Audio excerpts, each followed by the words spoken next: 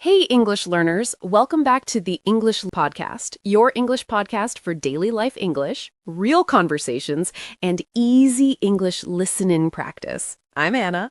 And I'm Jake. We're really glad you pressed play today. Maybe you're a bit tired. Maybe you're walking somewhere. Maybe you're lying on your bed staring at the ceiling. But hey, you're not alone here. Yeah, if you're going to stare at the ceiling and think about life, you might as well do it with some English in your ears. Exactly.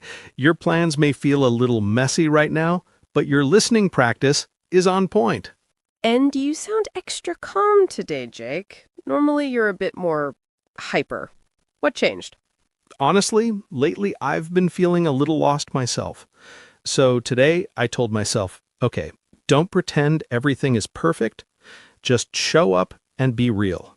I get that. I also have those days when I do my normal routine, but inside I'm thinking, where am I going? What am I doing? Yeah, like your feet are moving, but your heart doesn't know the direction. And we know many of you feel this too. Life is moving, time is passing, but inside you feel stuck, confused, or unsure about your path. That's why today's episode is important for us. In this episode, we're talking about feeling lost in life and how that feeling might not be a failure, but the beginning of a new chapter. We're going to share stories, talk about this feeling slowly, and give you small ideas you can try, so you can see this lost moment in a kinder, softer way. But before we go deeper, we want to ask you for just one tiny favor. If you enjoy learning with us, please like this episode and subscribe to the channel. It helps more learners find the English Leap podcast and join our little community. And we'd really love to hear from you in the comments. You can write one simple sentence. Something like, I'm your name, from your country, and one time I felt lost in life was when... We read your messages, and they really help us understand what you're going through, not just in English, but in life. And when you write, your brain has to choose words and make a sentence. That's real practice, not just listening and forgetting. Okay, let's also talk quickly about the English level for today so you feel safe. This episode is a B1 level episode. That means the language is clear and not too fast, but the ideas are a bit deep and emotional, perfect for intermediate learners. Yeah, it's not super simple and it's not super advanced. It's that comfortable middle place where you can understand a lot and still learn new things. And if you're a strong beginner, you can still stay with us. You might not understand every single word, but your ears will get stronger. Yeah, this is a safe episode for you too. You can use it as a bridge from easy English to more natural, real English. So wherever you are on your English journey and your life journey, you're welcome here with us. And because we're vocabulary nerds, we will play with some bigger words today. During the episode, we'll explain important words naturally inside the conversation, so you don't have to pause and look everything up. And at the end, we'll do a calm word tour. We'll slow down and go over some key vocabulary again with simple examples just for you. All right, if you can, take one deep breath. Yeah, breathe in and out.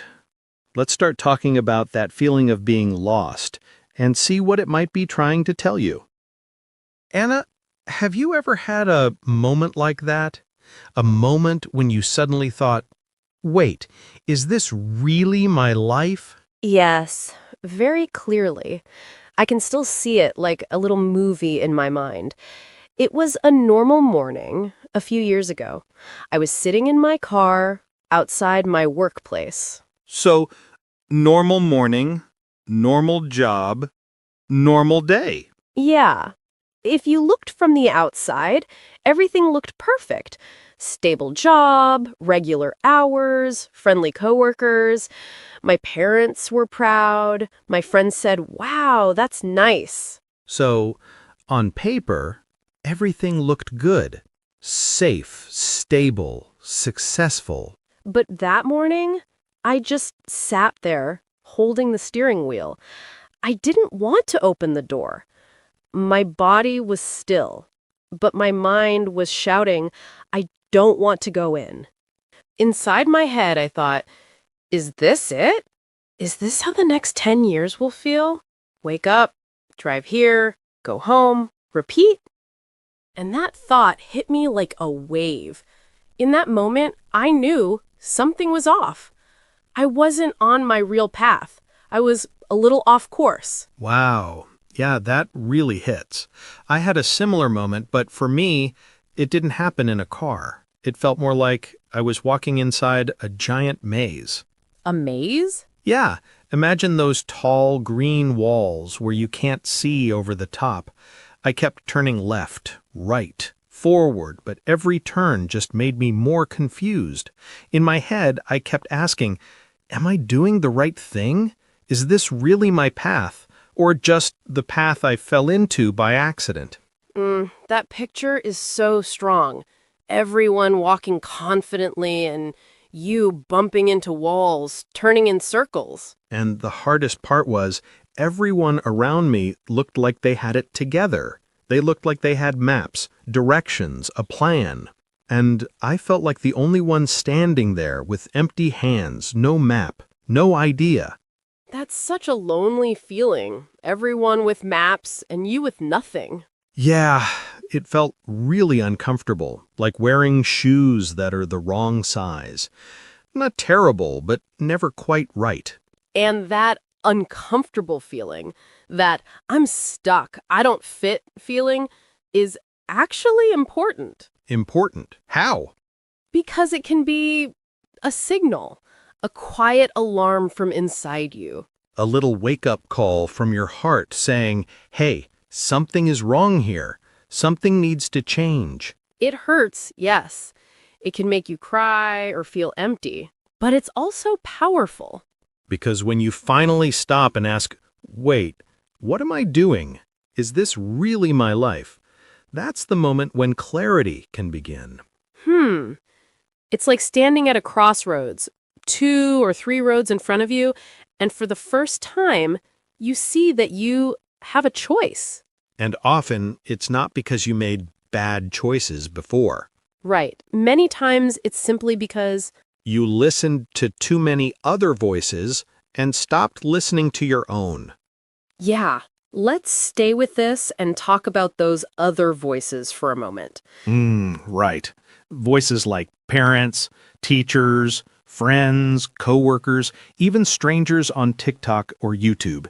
Everyone has an idea about what you should do with your life. It's like standing in the middle of a busy market and everyone is shouting advice at you. Yeah, and after a while, it feels like your brain is that market. So many voices, so much noise. And slowly, the noise gets so loud that your own voice becomes quiet.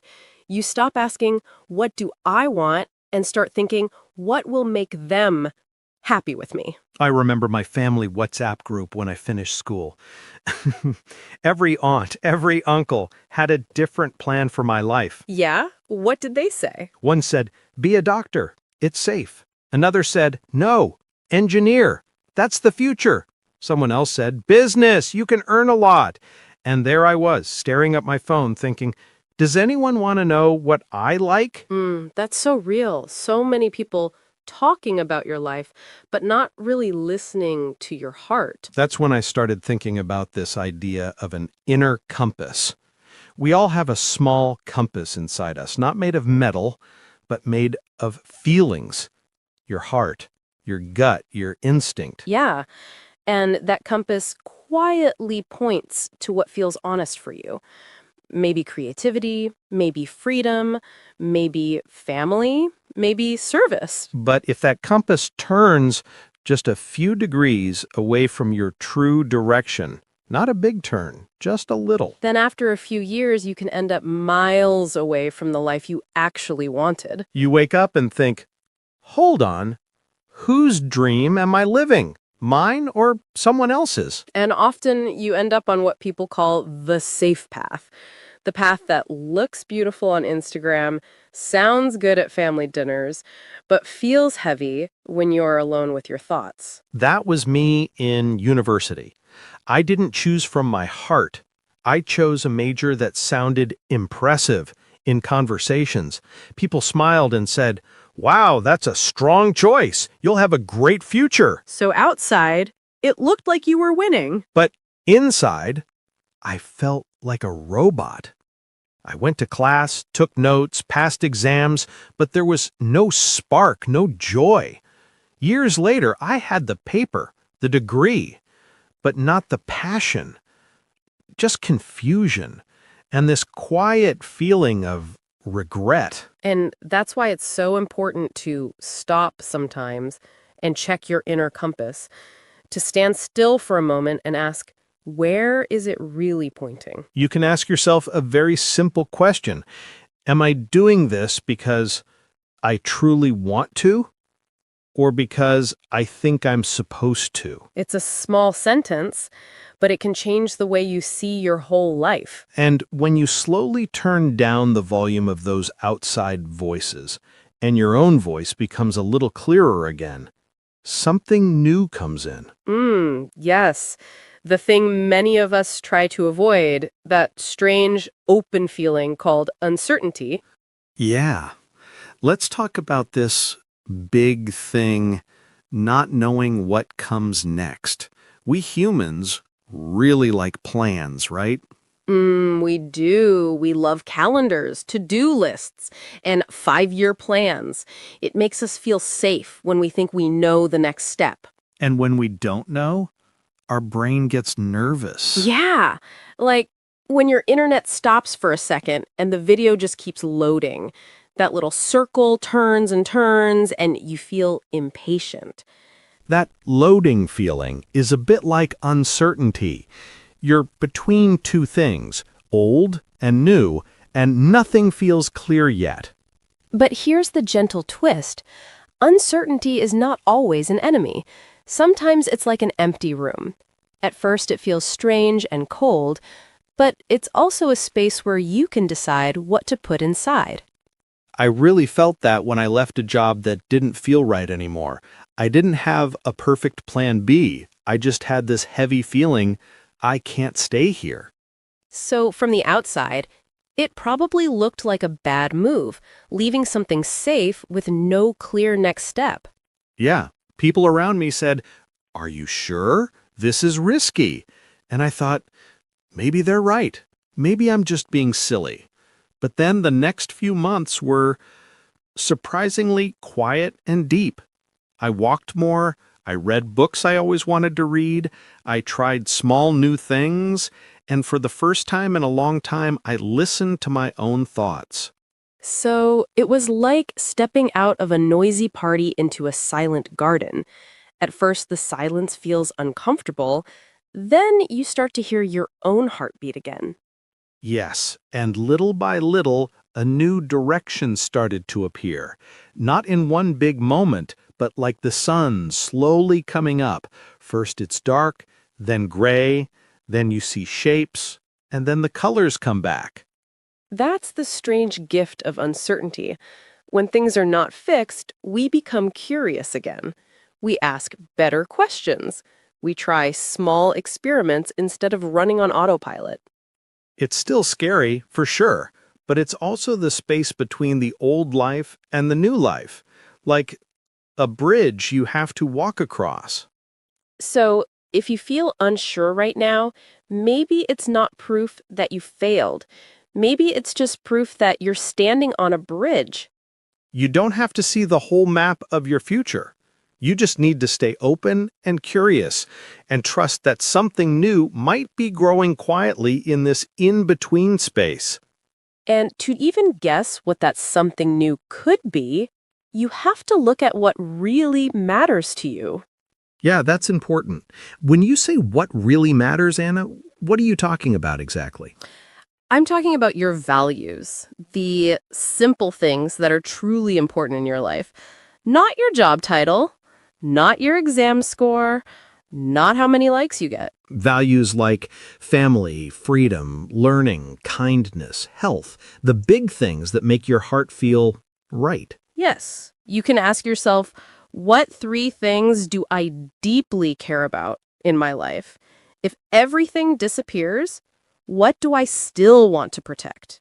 Often when we feel lost, it's because we quietly walked away from those values, step by step, without noticing. I had a season like that.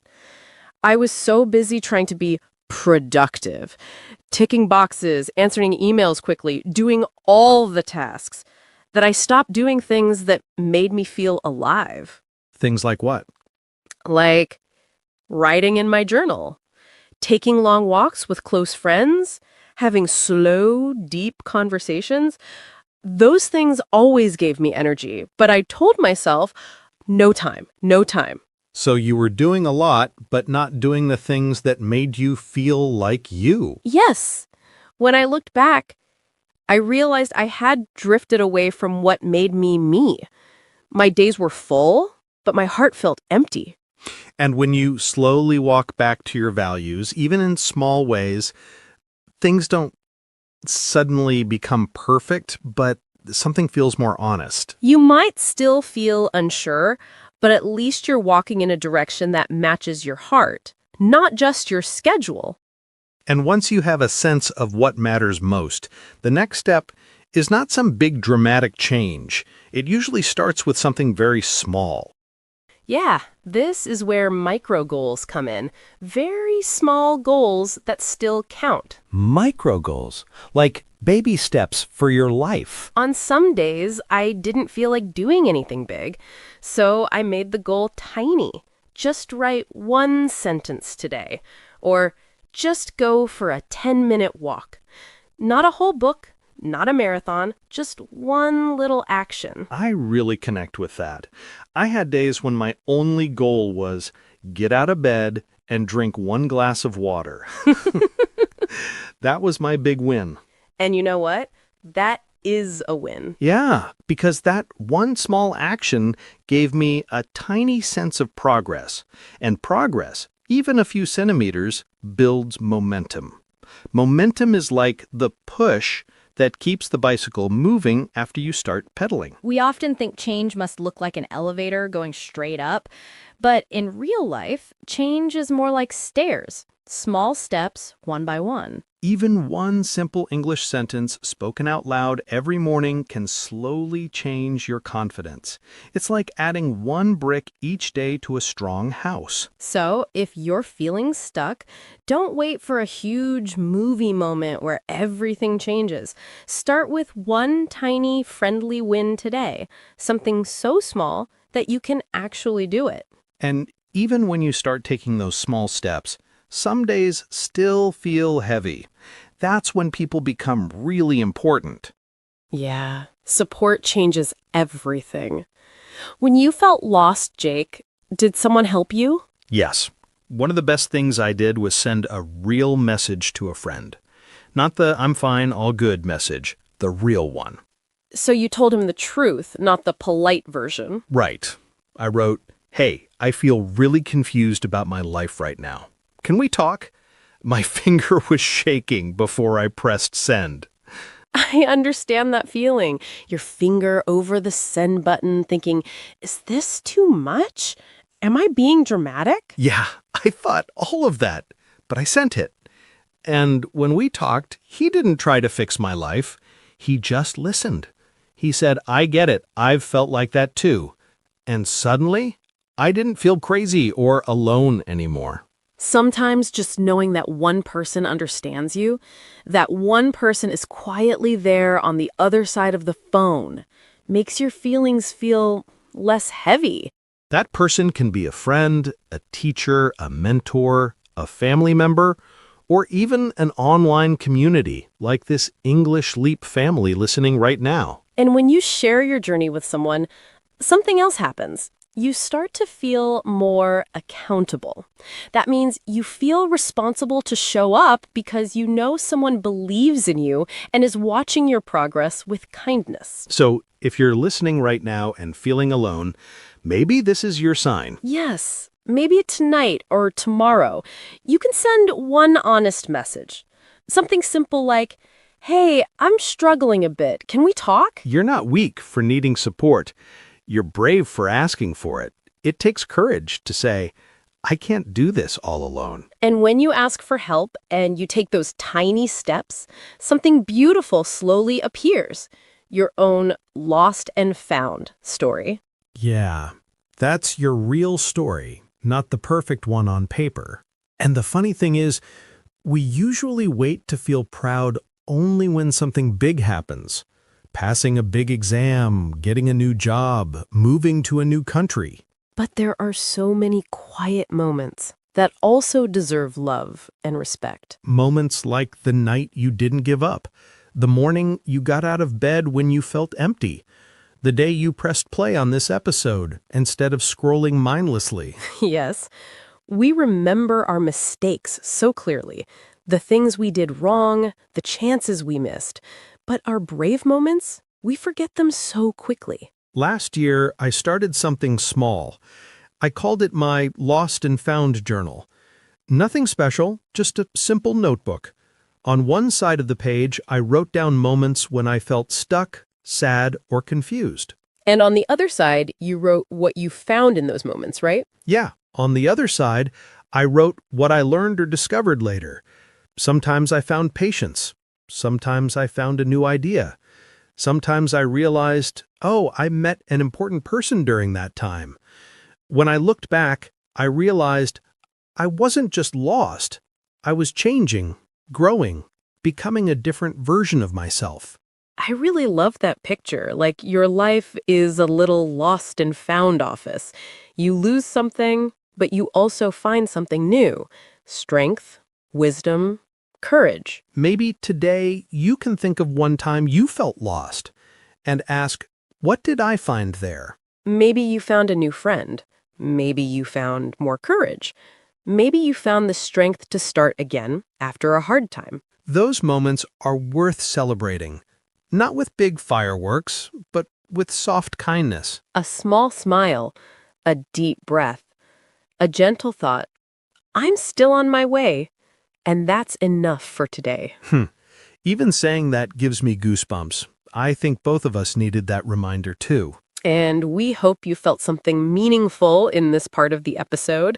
Maybe a new idea, a softer perspective, or just the comfort of knowing you're not walking alone.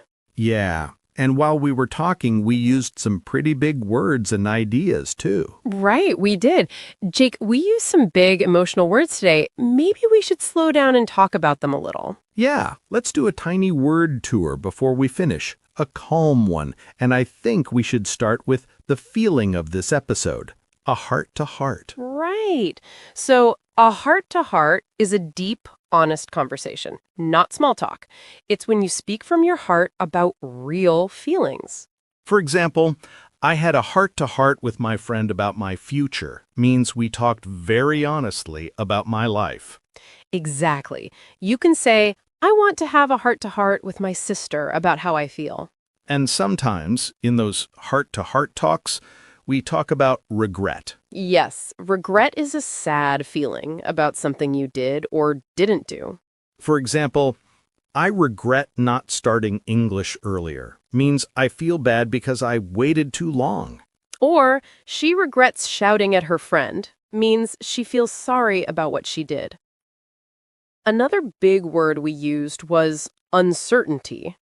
Uncertainty, that feeling when you don't know what will happen next. Exactly. Uncertainty is when the future is not clear and you feel unsure. You can say, there is a lot of uncertainty in my life right now, when you don't know what will happen with your job, studies, or relationships. But inside uncertainty, we also said a more positive word, curious.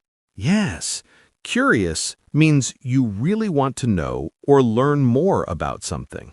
For example, she was curious about painting, so she joined a weekend class. Or, I'm curious about life in another country, means you want to explore and understand it more. We also talked about how we sometimes drift away from our real values. Yes, to drift means to move slowly without clear control or direction, like a boat with no driver. You can say, he drifted away from his real goals, meaning he slowly moved away from what was important to him. Or, I drifted into a job I didn't really like means you didn't choose it strongly, you just ended up there. And then we said something more hopeful, momentum.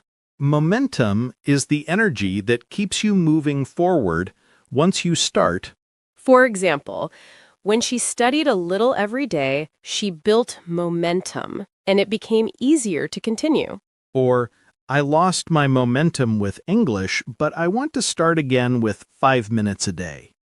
Sometimes after momentum, you get a breakthrough.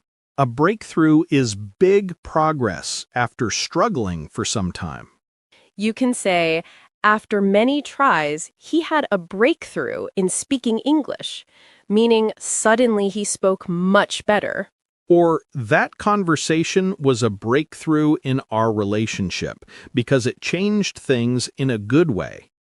We also used the word accountable when we talked about friends and support. Yes, accountable means responsible for your actions. You feel like you have to show what you did. For example, I feel more accountable when I study with a friend because you don't want to disappear or be lazy. Or, my study group helps me stay accountable, means they help you keep your promises.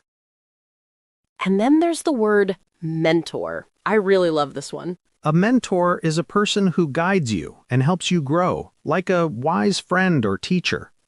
You can say, my English teacher became my mentor and helped me in difficult times. Or, I'm looking for a mentor in my career, means you want someone more experienced to guide you. We also said milestone when we talked about celebrating small wins. A milestone is an important step or event in your journey. It's like a special point on your road. For example, finishing my first English book was a big milestone for me. Or, listening to a full English podcast is a milestone in your listening journey. Then we used the word detour when we talked about your life path. A detour is a different or longer way you take when the normal road is blocked. You can say, his career had many detours, but each one taught him something new. Or, I took a detour and studied something different for a few years, meaning you didn't follow the direct path. There was also a feeling word, goosebumps. Goosebumps are small bumps on your skin when you feel a strong emotion, like fear, excitement, or deep inspiration. For example, her story gave me goosebumps. It was so powerful. Or, I get goosebumps when I listen to this song because it touches your heart.